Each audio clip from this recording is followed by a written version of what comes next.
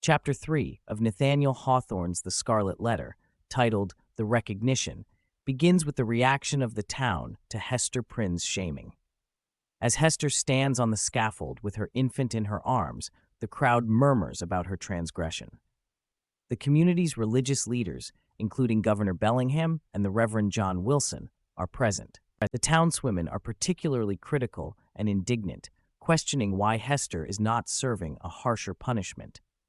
Some convey with a perverse sense of satisfaction that the Scarlet A is a light penalty for such a sin and propose that she ought to be branded or even executed. They complain that Hester's embroidery of the A, festooned with gold thread, is too ostentatious for a symbol of punishment. The old minister then asked Reverend Dimsdale, the young minister of the church and an eloquent speaker, to exhort Hester to confess. Dimsdale, who the reader will later learn is the father of Hester's baby, declines to compel Hester to expose her accomplice's identity.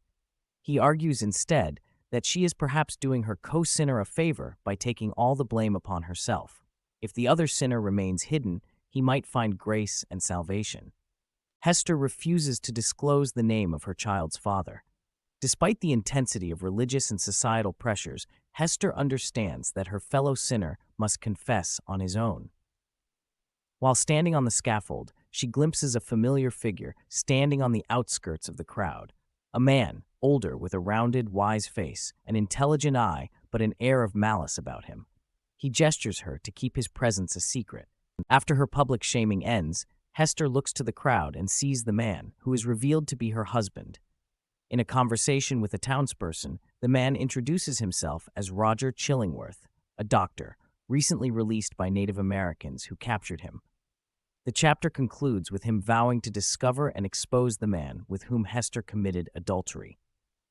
He also makes it clear that he bears Hester no ill will, acknowledging that he wronged her too by marrying her, despite being much older and physically undesirable. The Recognition explores themes of guilt, shame, and secrecy, all of which play significant roles throughout the rest of the novel. It is in this chapter the reader gets the initial sense of the complex emotional and moral landscape on which Hester Prynne and other centrally important characters will toil.